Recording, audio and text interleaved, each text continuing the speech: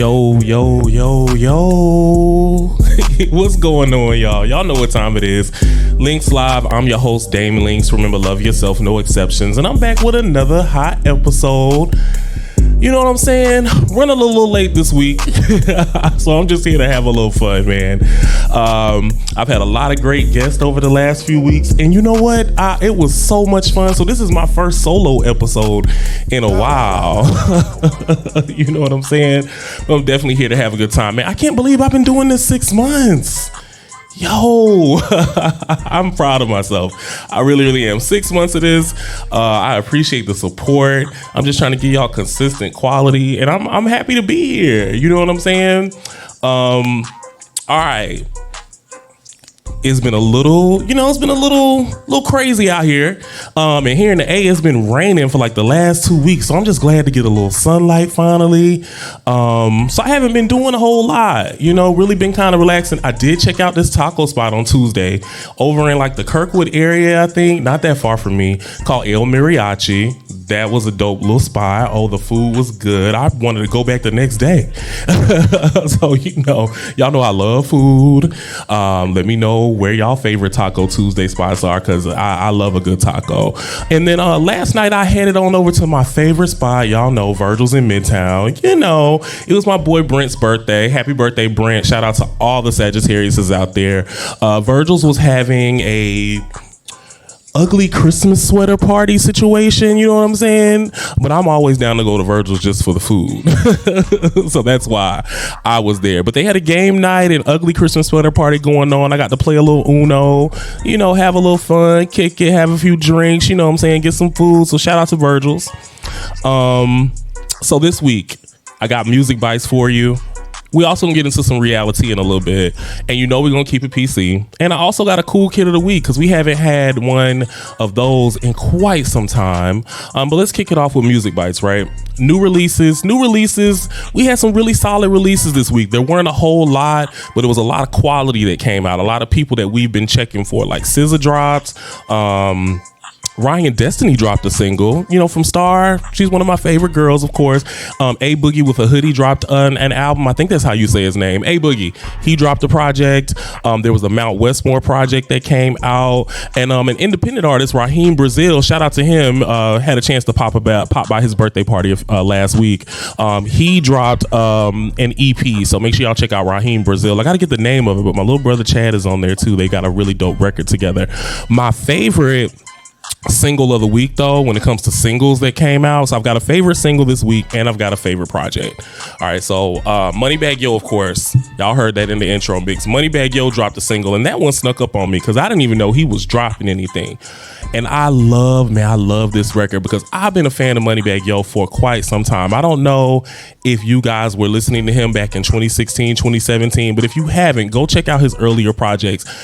Moneybagg Yo had this trap lover boy style energy, and I loved that, and that's what this song gives me. I love the sample, I love the flow, the cadence, the production, man. It's Moneybagg Yo Quickie. That's my favorite track of the week. I've played it so many times in the last 2 days. My favorite project of the week, and no, it's not SZA. We'll talk a little bit about the SZA project, and it's no disrespect. My other favorite project, though, my boy DJ Drama. Now, DJ Drama, the legendary DJ Drama, the mixtape king. He gave us a new Gangsta Grills project. Now, he's had a really great year this year with this resurgence of his iconic Gangsta Grills mixtape.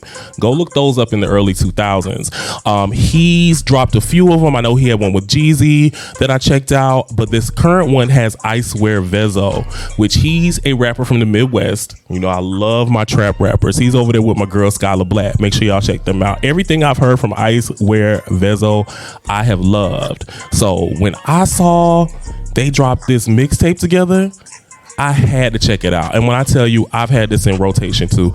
Really great album. DJ Drama's doing his thing with his ad libs, and he talking his shit on there. I Swear Vezo is talking his shit on there. It's solid production. He got some features. He got Jeezy. I feel like Future's on there and 2 Chainz. It's a really cool project. Make sure you guys check that out. Now, SZA dropped her long anticipated second album, I believe, her second full album.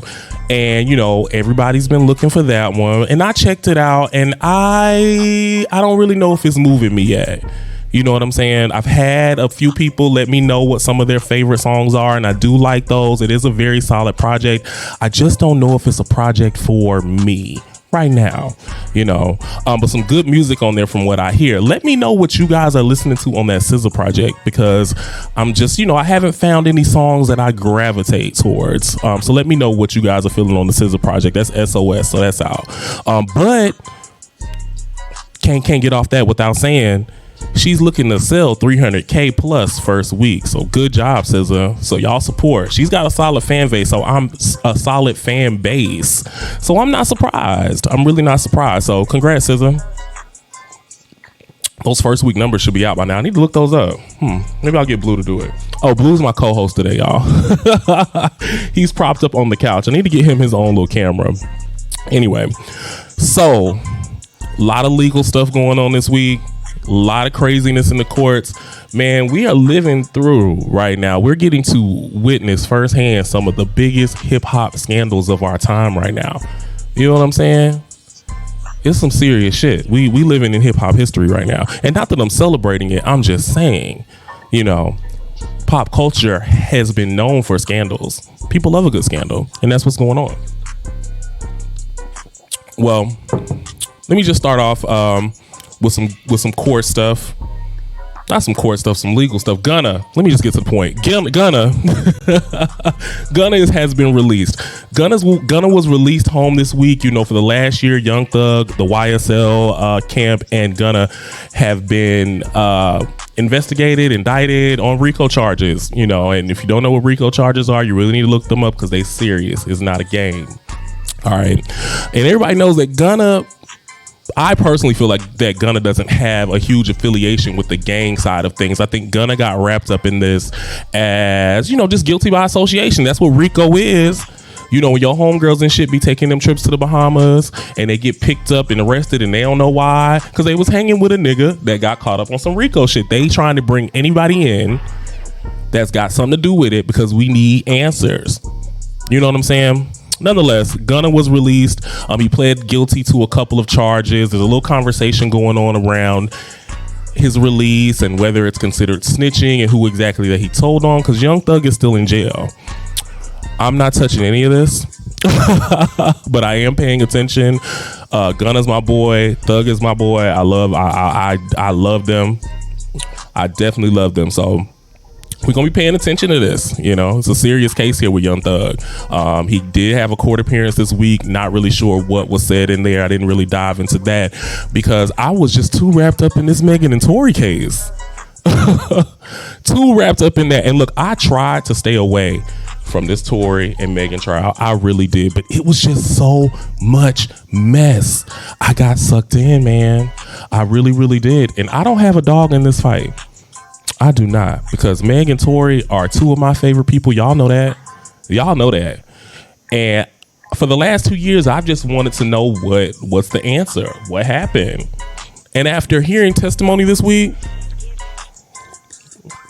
don't nobody know what the fuck went on. I don't even think prosecution knows what the fuck went on.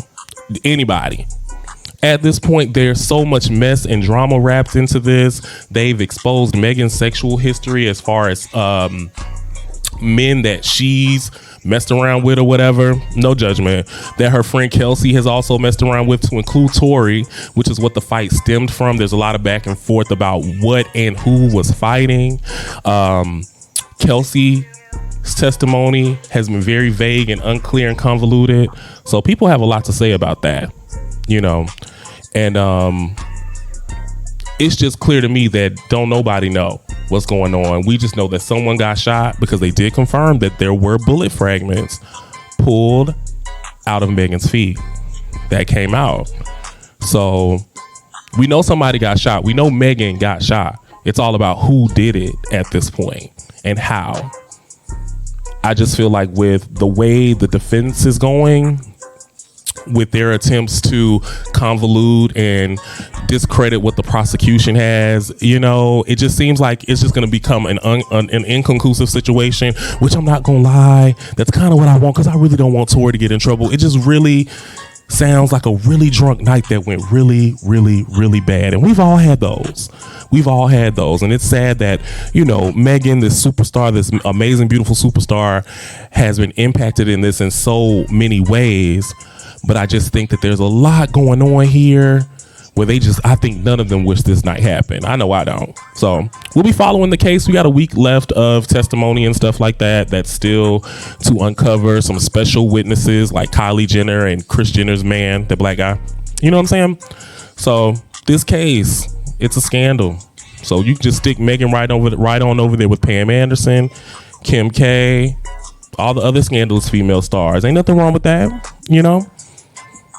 I'm here. I just want us to get to the end of it. So we'll be following it. Speaking of scandals,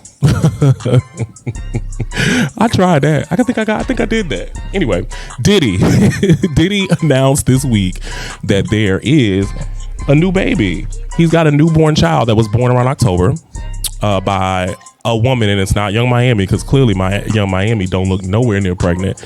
Young Miami, you look good, by the way. I like that girl. I do. I really like that.